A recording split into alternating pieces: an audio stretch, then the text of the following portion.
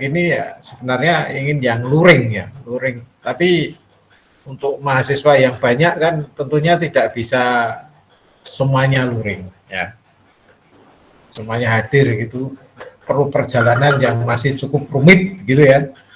Dan kalaupun perkuliahan luring itu ada juga sebagian yang daring gitu. Jadi ya prosesnya malah lebih rumit ya. Jadi ini tetap ingin daring saja di perkuliahan ini, walaupun dengan segala keterbatasan ya. Nah, sekarang kita akan cerita tentang perkuliahan berikutnya. Ya maaf ini UTS-nya saya belum sempat koreksi, belum sempat lihat, tapi saya jadwalkan hari ini mulai kami koreksi. Tapi nanti di perkuliahan ini kita akan mulai dengan cerita kunci jawaban ya di UTS kemarin ya.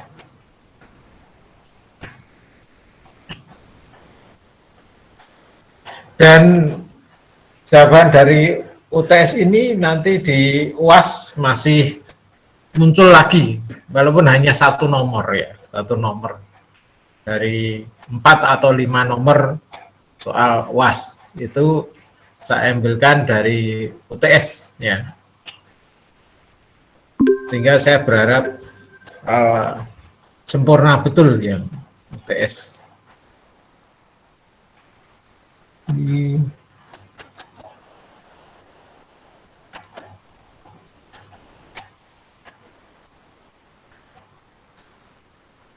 Ya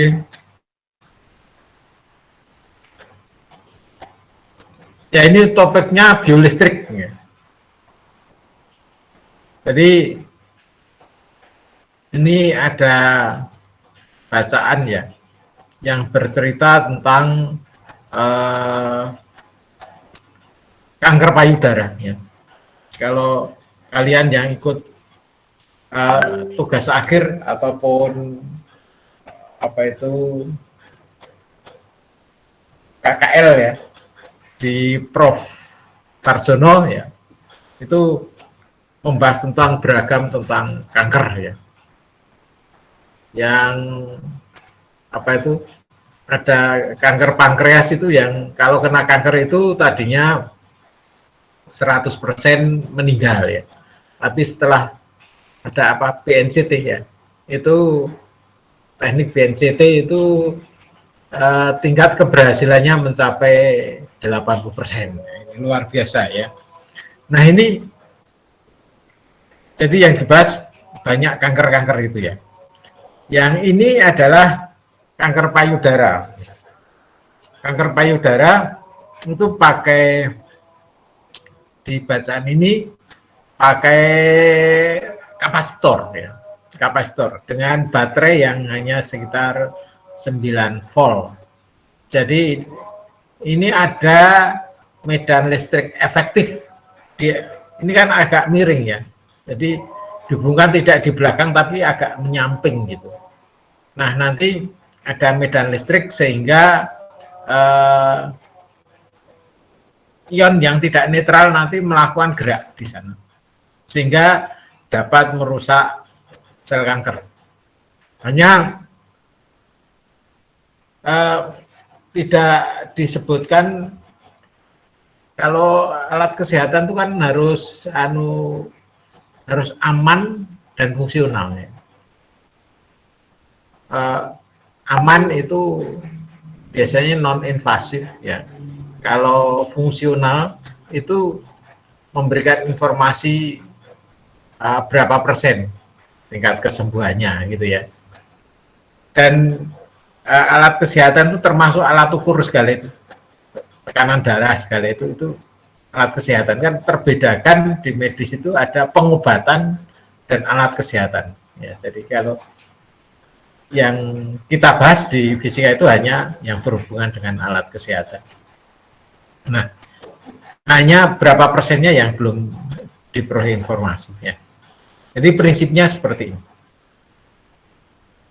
Adapun yang kita bahas nanti adalah dasar kelistrikan yang sudah kita biasa peroleh di fisika dasar 2. Kemudian listrik frekuensi rendah dan tinggi yang kalau kita pakai di PLN itu kan 50 Hz ya. Kalau negara Eropa itu mengambil 60 Hz, kalau kita 50 Hz ya. Itu termasuk frekuensi rendah ya.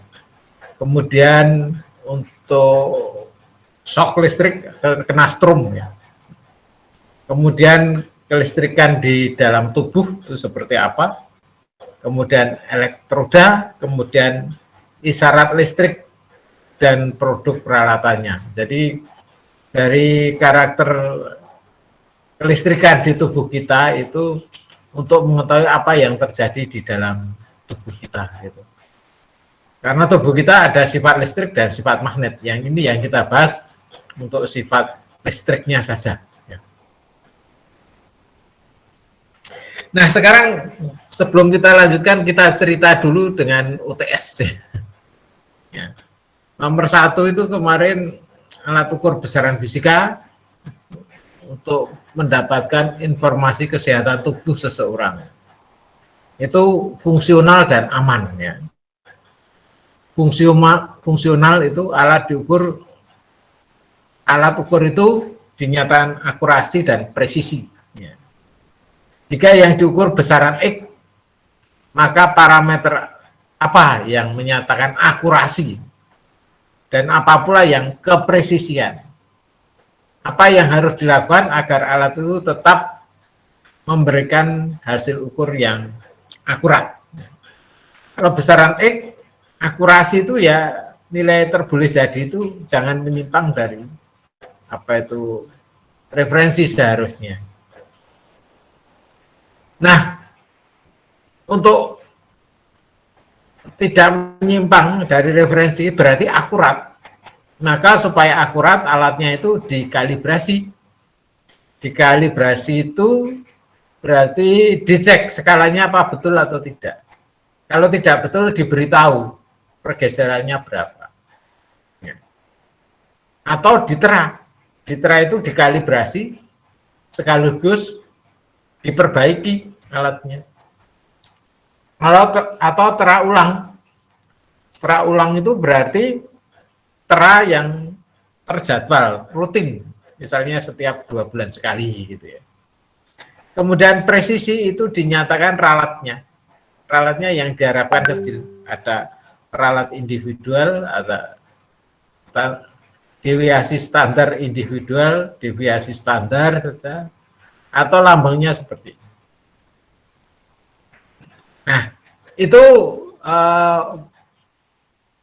fungsional ya. Yang aman itu terpercaya bahwa itu aman. Nah, sebenarnya yang aman itu bisa tengok kalau non invasif itu boleh jadi aman. Ya. Tapi istilah aman itu sudah mulai berhubungan dengan karakter di ukuran medis ya.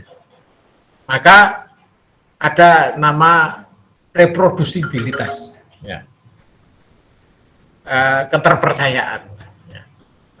Nah, berdasar ANOVA itu analisis of varian ya, minimal itu untuk menguji sebuah alat ukur kesehatan, ya, besaran fisika untuk kesehatan tubuh itu diuji minimal oleh 3 orang pengukur ya. Dan sampel yang diukur itu 10. Dan setiap sampel itu diukur 2 kali oleh per pengukur gitu. Itu standar minimalnya. Ya. Ya. Jadi kalau ini apa itu sifatnya itu sudah aman ya, non invasif ya, seperti sphygmomanometer itu, maka uji yang lain tidak diperlukan. Kan kalau apa itu pengujian itu ada yang bahan yang diuji apa itu namanya, pakai kata vivo itu ya, itu kemudian yang ditabung ya, maknanya itu ditabung, jadi di sampelnya diuji di situ, kemudian berikutnya tahap berikutnya itu diterapkan untuk binatang ya, dilihat reprodusibilitasnya, probabilitas keberhasilannya. Setelah itu baru uji klinik ya. Kalau uji klinik itu berarti diujikan ke manusia ya. Dan setelah itu memenuhi syarat, itu pun masih diuji secara berkala ya. Dipantau ya. Kemudian nomor 2, ketika Anda menendang bola masanya sekian dan menyentuh bola itu 10-3 sekon ya. Kemudian setelah ditendang bolanya yang tadinya diam ya. Ini penyebutan tendangan penalti itu berarti tadinya bolanya diam gitu ya. Terus menjadi 26 meter per sekon.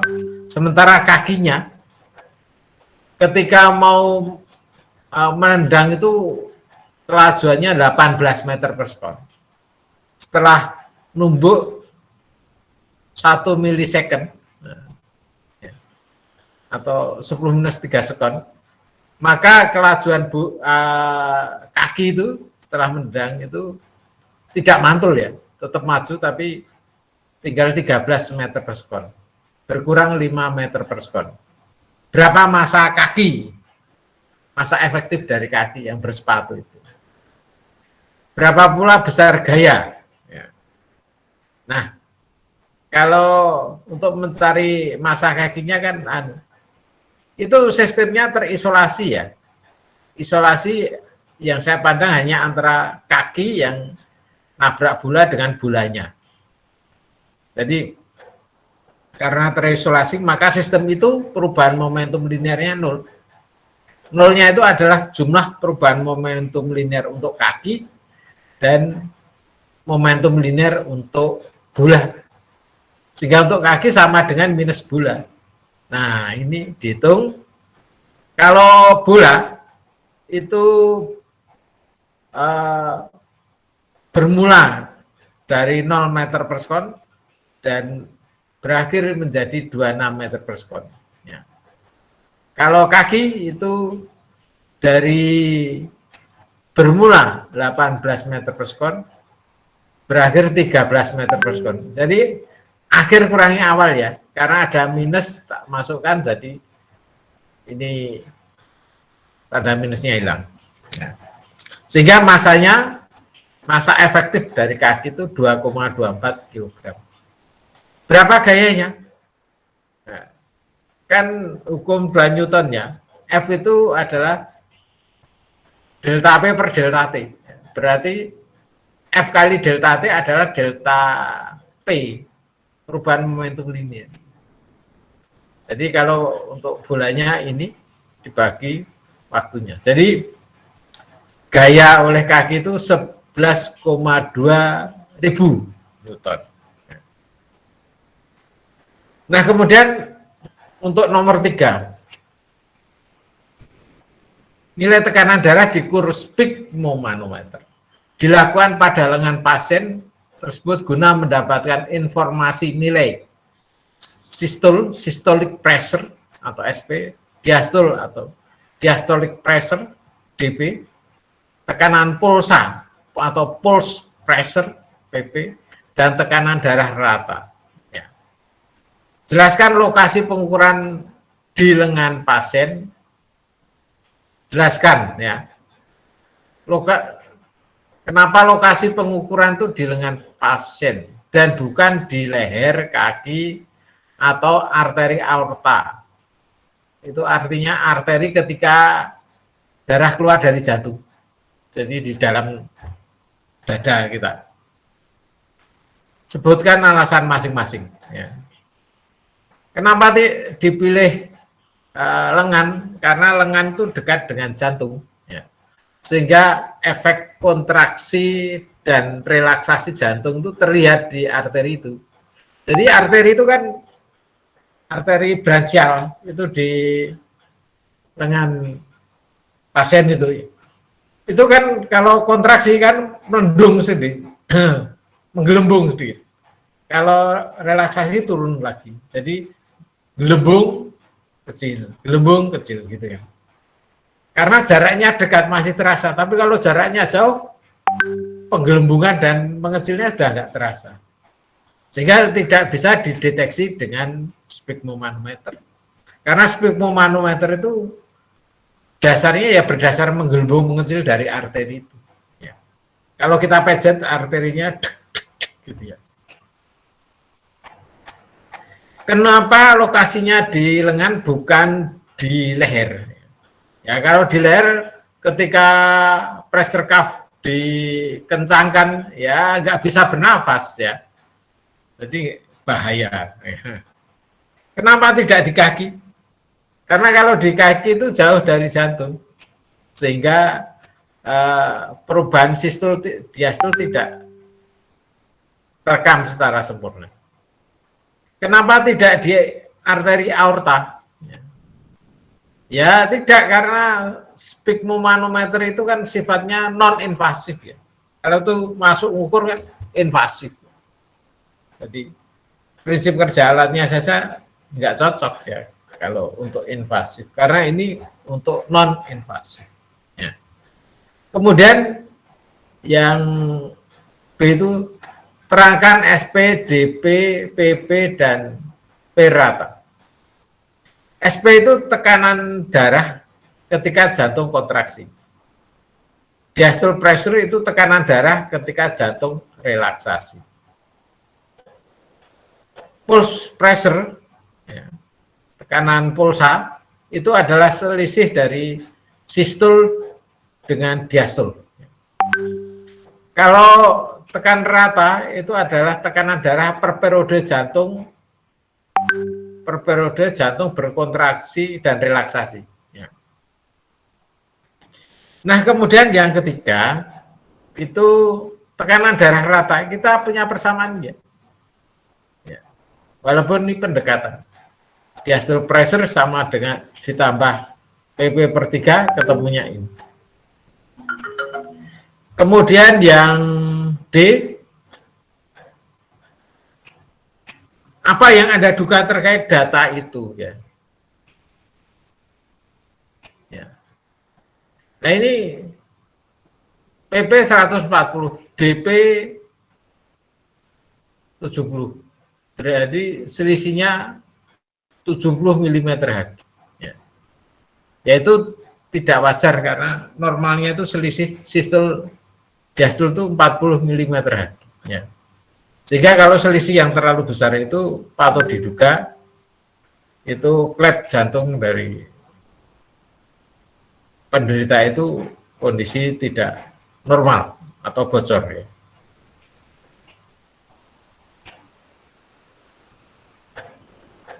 Kemudian ketika Anda ingin membuat alat pijat elektronik, frekuensi berapa? Ya frekuensinya antara 30 sampai 50 yang membuat otot kendor ya, relaks. Ya. Bagaimana cara agar proses pemijatan memberikan kenyamanan maksimum pada pemakai? Ya nyaman kalau tepat sasaran dan tepat ukuran. Nyaman kalau yang lelah di kaki ya kaki yang dipijat, tepat sasaran, tepat ukuran, itu ukurannya tekanannya, ingin tekanan besar atau kecil. Ya. Kalau tekanan besar, ya, kalau tekanan kecil berarti luas penampangnya diperbesar. Nah, kemudian yang B, membuat sistem peredam bising yang dimaksudkan untuk meredam bunyi yang 100 Hz. Tahu kelajuan bunyi di udara itu 340 meter per sekon. Nah, dalam kondisi itu berapa jarak antar papan? Ya. Jarak antar papan yang minimum. Nah, persamaan ini maka diperoleh untuk 100 Hz itu 1,7 meter D-nya. Nah, ini yang nomor 5, jelaskan cara kerja USG. Ya. Untuk citra diam atau citra bergerak.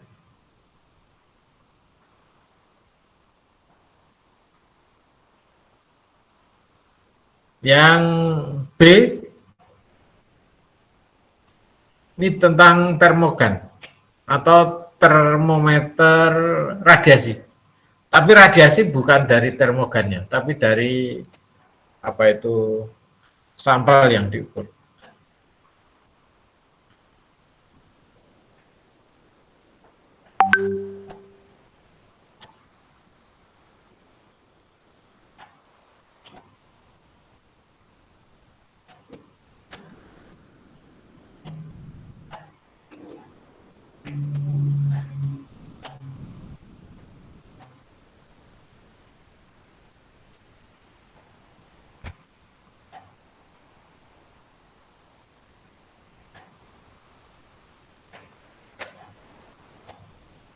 Oke.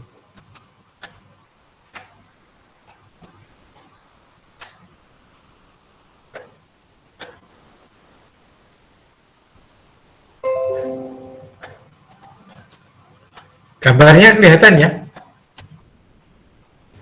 Terlihat, Pak. Oke.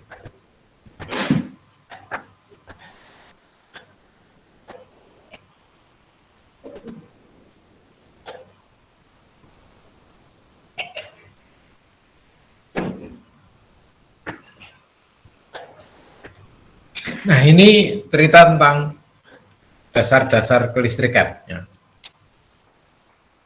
Tubuh kita tersusun dari sejumlah molekul ya. Molekul tersusun dari sejumlah atom. Sehingga molekul atom itu kan berhubungan dengan kelistrikan. Ya. Sehingga jaringan tubuh kita berkaitan dengan sifat kelistrikan. Ya. Atom itu kan ada netral, positif, negatif ya. Ya kalau atom netral itu berarti jumlah elektronnya normal. Ya. Atom itu positif kalau jumlah elektron terluarnya kurang dari normal. Dan negatif kalau elektron terluarnya itu lebih dari normal. Ya. Nah, benda netral itu kalau tersusun dari atom-atom atau molekul yang netral secara kelistrikan. Ya, terkait sifat kelistrikan pada tubuh, maka disebut ini biolistrik. Ya.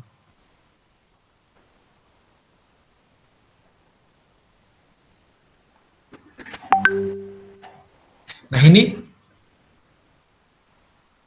tubuh kita itu juga terdiri dari dipol-dipol listrik ya.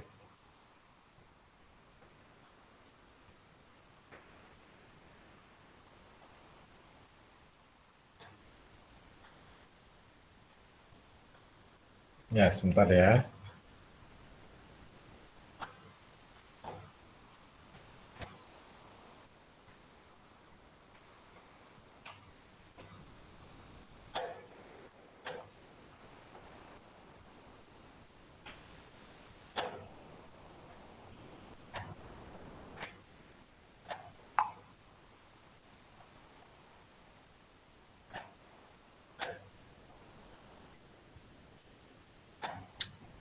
Nah, ada dipol-dipol listrik. Nah, contoh dari dipol listrik itu misalnya H2O. Ya. Tubuh kita kan banyak mengandung air ya. Nah, dipol listrik itu tadinya kan arahnya sembarang. Ketika ditempatkan di antara dua plat yang muatan listriknya beda, maka akan terorientasi sejajar. Ya. Nah, seperti ini. Nah, kondisi ini biasa dipakai itu untuk mengurai asam lelah ya, asam lelah, ya, asam laktat ya. Sehingga listrik juga bisa digunakan untuk apa itu semacam pijat ya. Seperti pijat tapi bukan pijat. Hanya untuk mengurai ya. Ini ada 2 judul TA yang tugas akhir yang sudah lulus ya. Yang pertama itu mengurai ini menggunakan prinsip seperti ini di antara 2 apa itu elektroda ya. Yang satu untuk kaki, yang satu untuk kepala. Kepala itu untuk orang yang flu waktu itu ya. Kalau flu pakai kayak gini berapa lama dia mulai nyaman ya. Karena diyakini bahwa flu segala itu kalau digunakan untuk tidur ya, ya istirahat asam lelahnya terurai kan sembuh juga gitu. Ya.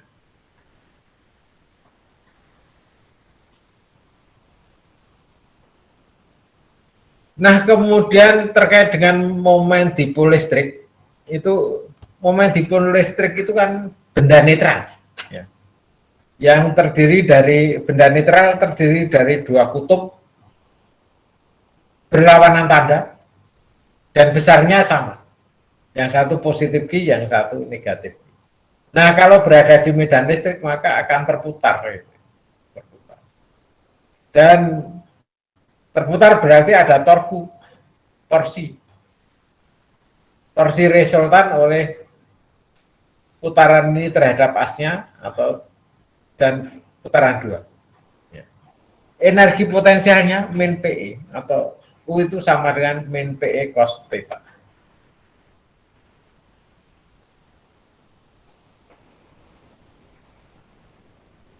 Nah, kemudian kalau kapasitor itu kan bisa 2 plat sejajar atau silinder atau bola ya.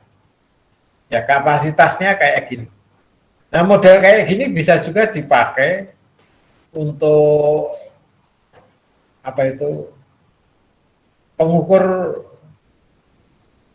parameter fisika dalam tubuh ya. Yang ini silinder ini barusan lulus ya bimbingan saya. Ini kapasitor. Ya.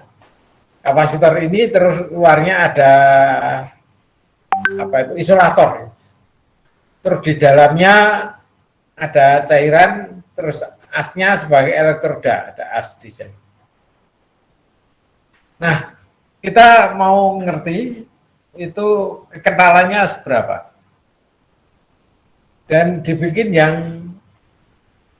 kan jarak antara isolator dengan anoda itu kecil. Nah, kalau begitu kalau diisikan cairan maka ketahuan tegangan. Dan cairan yang sama diukur viskositasnya dengan viskometer Oswald. Nah, dibandingkan. Maka bisa menyatakan nilai tegangan sebagai ukuran dari viskositas zat cair itu. Ya. Nah, prinsip seperti ini. Ini kalau zat cair, kalau sebagai yang barusan dikerjakan mahasiswa yang sudah lulus itu untuk menilai tegangan yang muncul berdasarkan jenis cairan ini pada ketinggian tetap. Nah, prinsip seperti ini seperti juga neraca ini. Ya. Prinsipnya ya fisika dasar banget. Ya.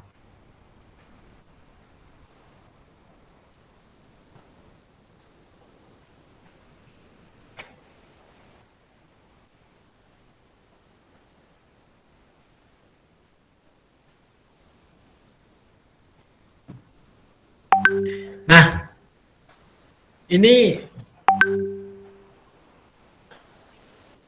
listrik yang dinamis. Ini masih DC ya. Ini DC, DC, DC, DC. Walaupun nilainya besar kecil, tapi arahnya tetap, maka DC. Kalau ini AC ya, kadang positif, kadang negatif. Ini juga AC. Jadi DC dengan AC itu, walaupun sama-sama fungsi waktu, penampilannya beda. Ya. Ini untai ada arus, ada tegangan. Ya. Ini dasarnya hukum Kirchhoff. Ya. Yang ini dasarnya hukum Ohm. Ya.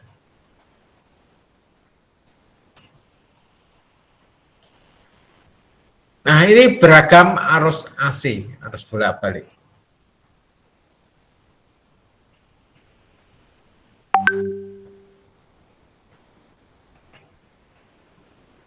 Ini untuk frekuensi rendah.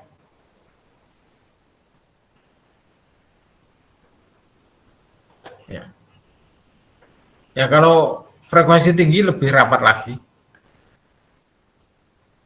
Ya ini untuk frekuensi tinggi, ini lebih rapat ya.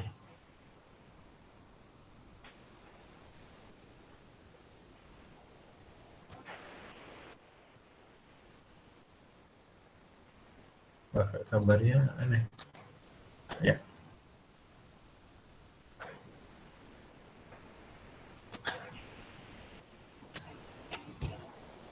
Nah, diatermi.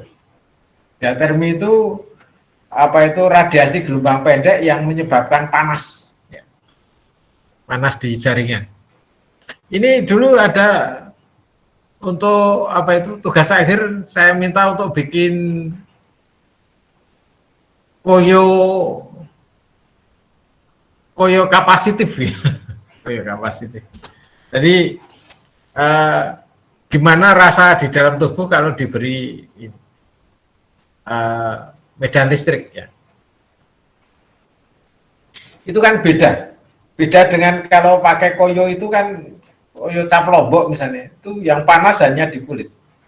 Kalau yang seperti ini menyerap energi listrik terus diubah jadi panas itu di dalam jaringan. Jadi rasa panasnya di dalam jaringan.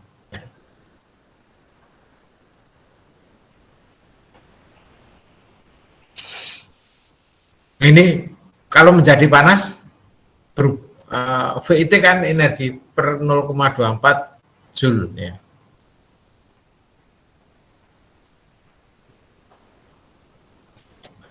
Nah, berdasar hukum kekalahan energi ya, kalau medan listrik tadi masuk ke jaringan tubuh dan hilang, maka berubah menjadi energi kalor ya, menjadi panas. Apakah itu bisa terjadi kalau medan magnet ya, yang masuk bukan medan listrik? Medan magnet sama saja. Medan magnet sama saja. Bahkan ini kuat medan magnet yang stabil pada kekuatan 5 Gauss itu kalau kena tubuh kita bisa menjadi rileks ya.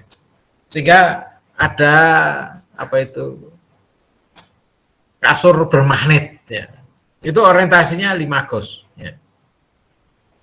Ya, tapi kalau kuat medan magnet utara selatan itu di daerah kita itu 0,5 Gauss ya. Jadi sepersepuluhnya ya. Nah ini bisa dengan linitan kayak gitu.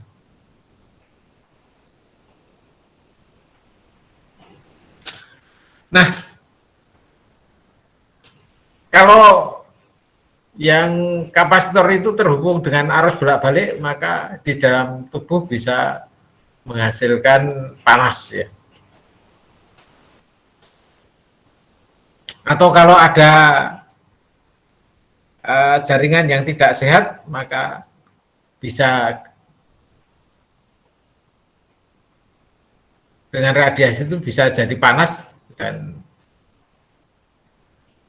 kalau luka pun menjadi cepat sembuh ya.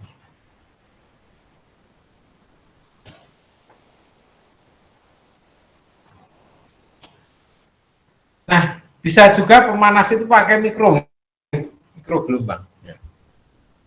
Ini terutama daerah yang apa itu berair, ya. Otot yang berair.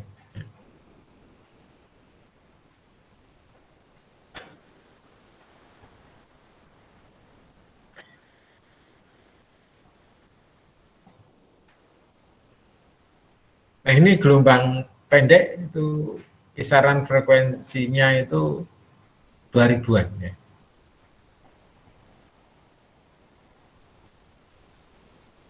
Nah ini kalau mikrogelombang masuk tubuh di permukaan itu I0, setelah masuk kedalaman X tinggal I. Ya. Ini microwave itu energinya lebih rendah dari inframerah ya. Ya tapi kalau di masyarakat itu karena kena aturan ya, itu kalau bikin apa itu pemancar untuk HP handphone itu kan pakai microwave itu, mikrogelombang. Ya sebenarnya energinya rendah dan tidak berbahaya bagi sekitarnya. Tapi berhubung pendirian itu harus dapat izin dari sekitarnya, ya itu jadi sulit.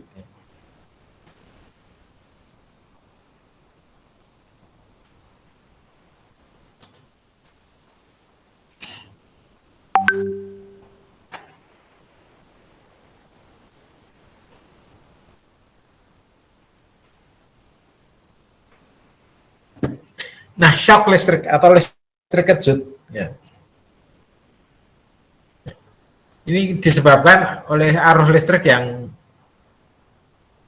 mengalir tiba-tiba di jaringan tubuh. Peristiwa itu bisa disengaja, bisa tidak disengaja. Kalau disengaja itu umumnya karena tujuan tertentu, misalnya untuk terapi penyakit. Ya.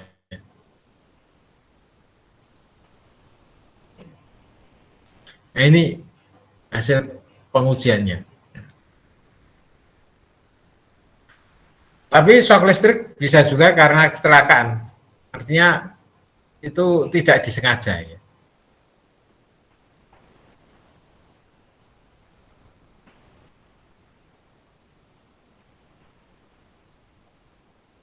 Nah, terkait dengan nyetrum tidaknya itu harus diperhatikan ini.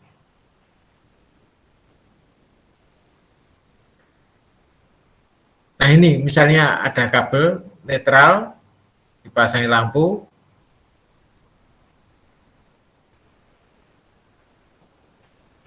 ini saklarnya off, jadi aman.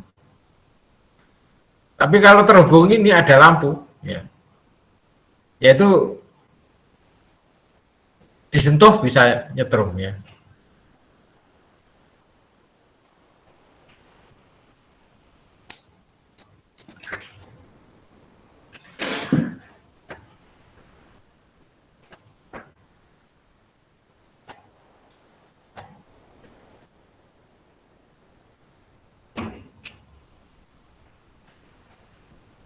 Nah ini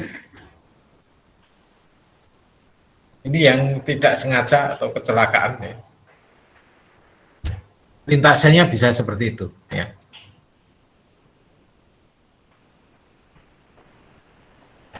Ya kalau kaki ini menuju ke ground ya, biasanya menuju ke ground. Nah ini diuji strukturnya kayak gini ya.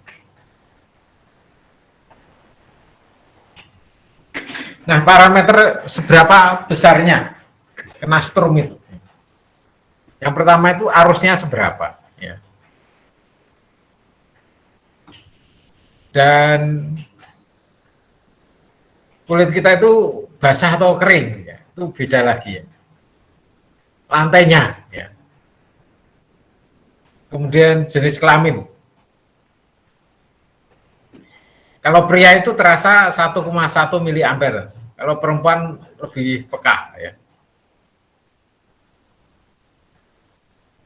Ini shock listrik yang menyebabkan tangan kita ketarik itu kalau ordernya arusnya itu 9,5 hingga 16 miliampere ya, untuk pria. Untuk wanita sedikit lebih kecil. dan frekuensinya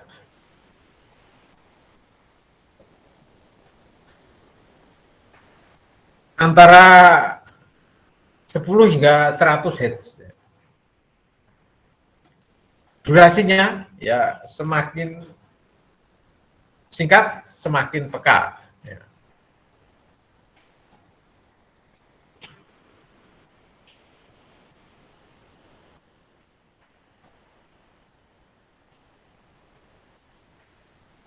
Nah, lintasan arus listrik yang paling berbahaya itu kalau melewati jantung. Ya.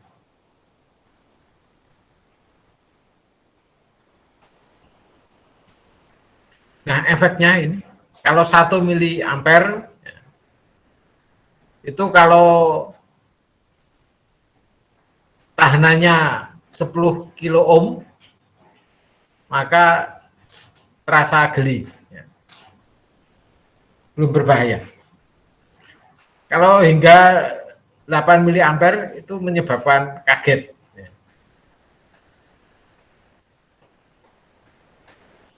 8 hingga 15 mA itu menyebabkan rasa nyeri. Ya.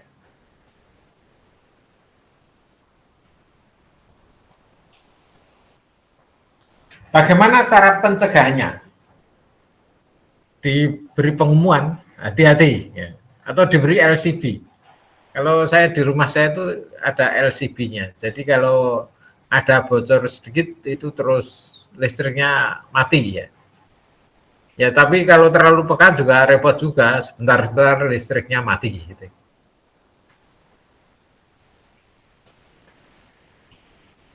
Nah tombol itu berada di kabel live, ya. Tadi listrik kita itu kan terhubung dua kabel, ya. Ada kabel live dan kabel netral. Nah, shock listrik untuk pengobatan.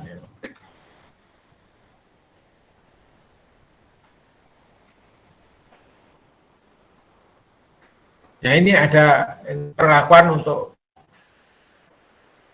ringan, untuk berat. Ya.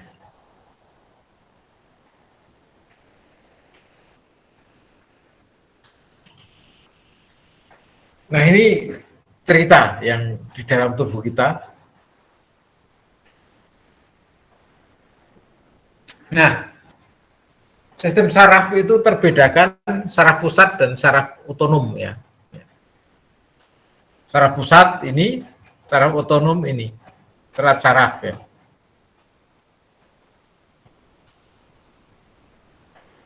Jadi saraf otonom juga penting sekali.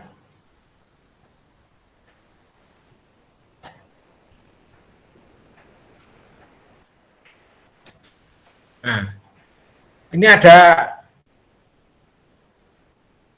sel di dalam tubuh kita, maka tegangan antara bagian dalam dengan bagian luar sel beda. Ya.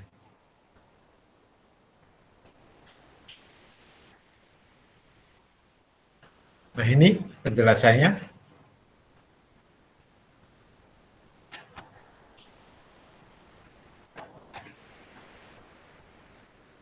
Ya ini penjelasan terkait dengan potensialnya bisa dibaca. Ya.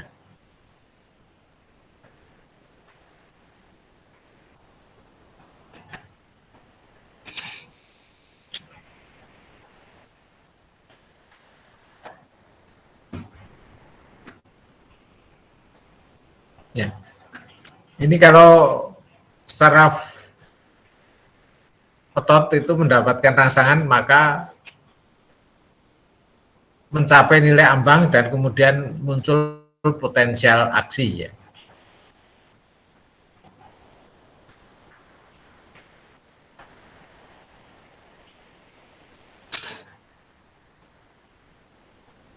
Nah ini bagiannya.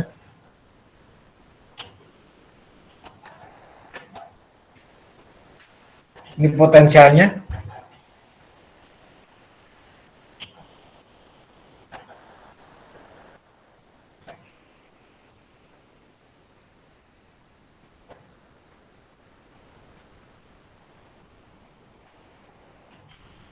Ya ini ceritanya lagi.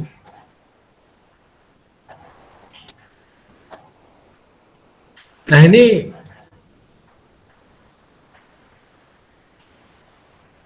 wah istilahnya interaksi antar sel menghasilkan gelombang depolarisasi.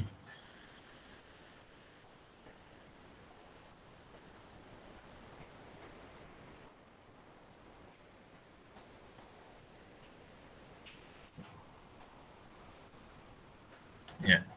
Electrode rate pada sel utama jantung itu menentukan frekuensi denyut jantungnya. Ya. Ini di dalam jantung kayak gitu.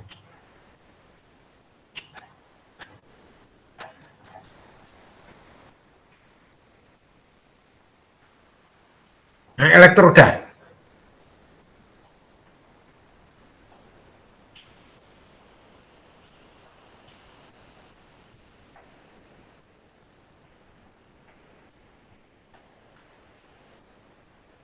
Itu disentuhkan di jaringan itu dari dua elektroda itu menghasilkan beda potensial. Ya. Nah, beda potensial itu nanti kena jaringan karena jaringan punya sifat kelistrikan, tentunya ada responnya. Ini ada elektroda, ada Ag, ada perak, ada emas. Ya.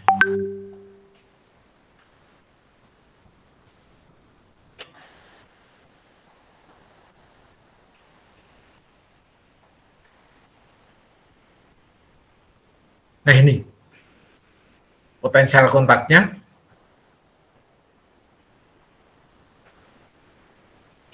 Bentuk elektrodanya bisa jarum, bisa mikropipet, bisa ditaruh di permukaan kulit. Tentunya yang paling menarik yang non invasif ya, yang paling aman.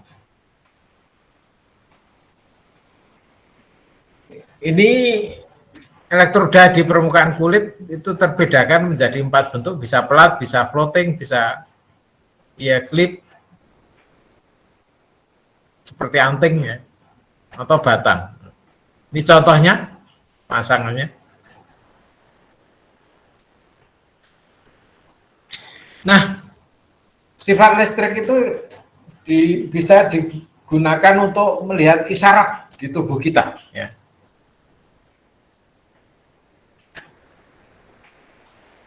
Sebentar ya.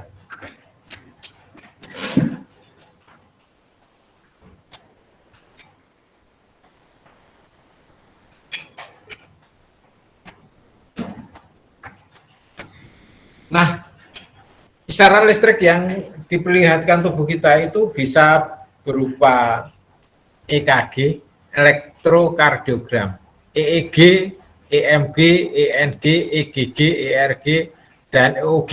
Ya. Wah ini makna singkatannya sampai saya lupa. Nah,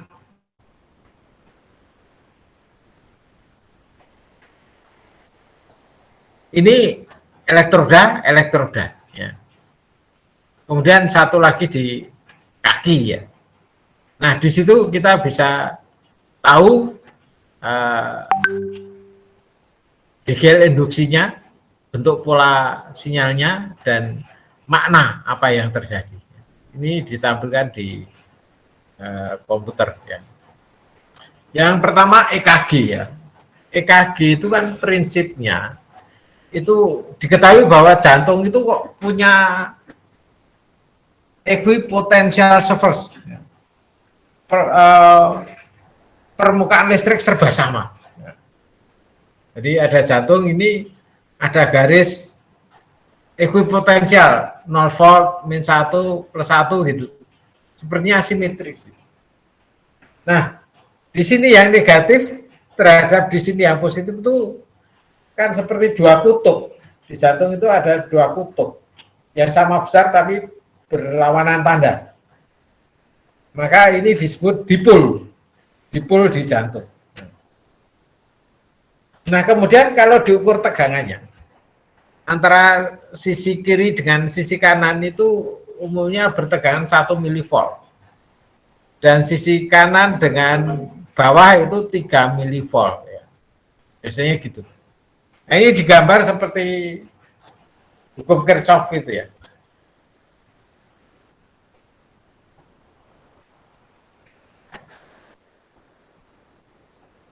Nah, ini aliran-alirannya.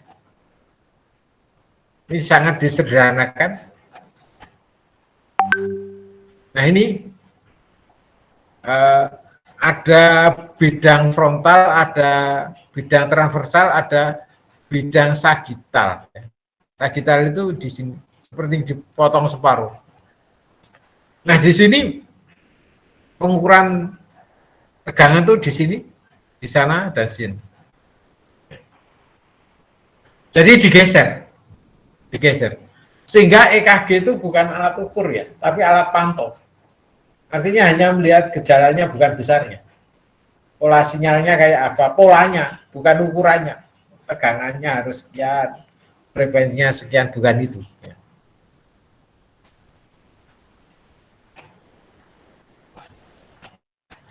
Nah ini tadi, kalau digeser, tegangannya nambah, tahanannya nambah, geser juga.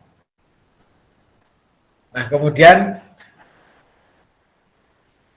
ini diukur, ini diketanahkan, ini diketanahkan. Nah sinyalnya kayak gini. Nah dokterlah yang bisa menganalisa itu. Nah pola gelombangnya itu dari sinyal apa itu EKG itu pola muncul kayak gini. Nah ini maknanya. PR itu berartinya impuls. Ya. GRS kompleks, terjadinya depolarisasi pada bilik satu. Ada gelombang T, gelombang U. Ya.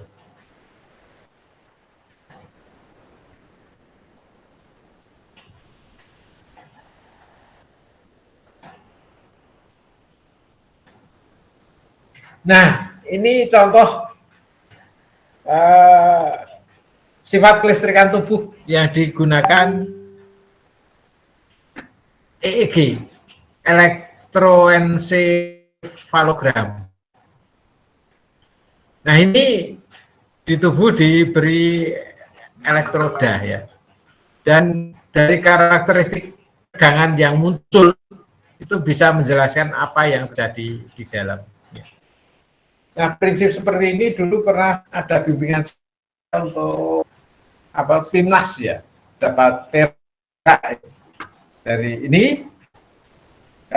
Kemudian kan berubah sedikit, tegangannya dah berubah. Jadi itu bisa dikenakan orang yang apa tuh, yang stroke ya, stroke. Jadi gerak mulutnya sedikit sudah memberikan tegangan di sini yang berbeda. Nah polanya kayak gini, sinyalnya ada delta, theta, alfa, beta. Ya.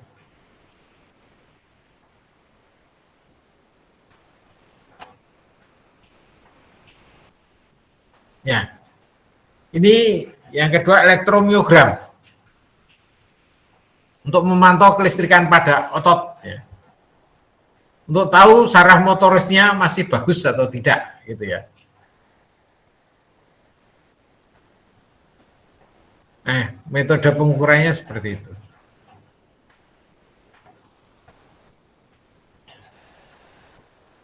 Nah ini elektroneurogram, ENG. Untuk cek saraf motoris dan sensoris. Ya.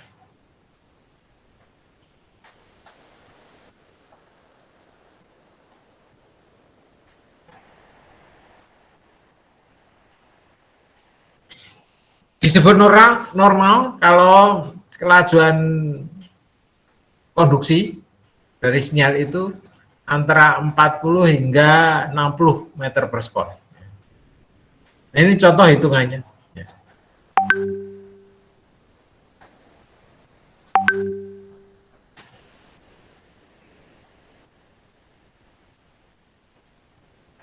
Ini saraf sensoris, uji saraf sensoris. Nah ini untuk EKG, elektrogastrogram. Ya. Ini informasi kelistrikan yang diterapkan di permukaan perut. Ya. Jadi di situ bisa tahu dinamika gerak otot-otot dalam saluran pencernaan. Ya. Karena bentuk sinyalnya yang khas. Ya. Jadi itu bisa untuk mantau kesehatan lambung, mah atau tidak. Gitu. Kemudian elektroretinogram, ada kata retina, retino berarti untuk alat pantau retina mata. Ya. Berdasar reaksi mata ketika menerima cahaya. Ya.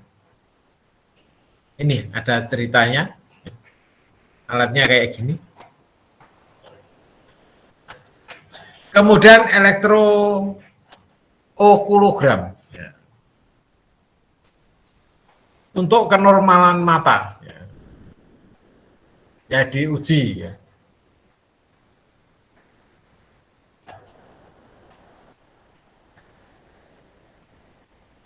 Ya ini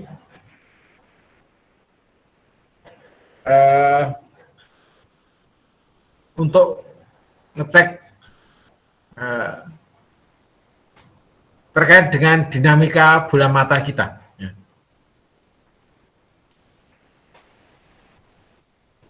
Ya ini untuk latihan bukan PR ya.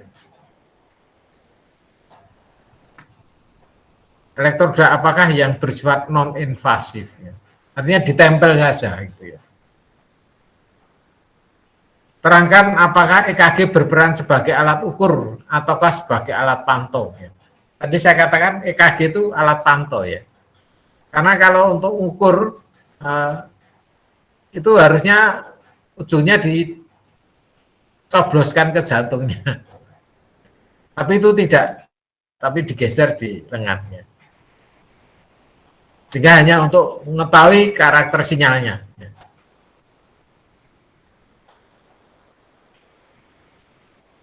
Oh, sudah selesai.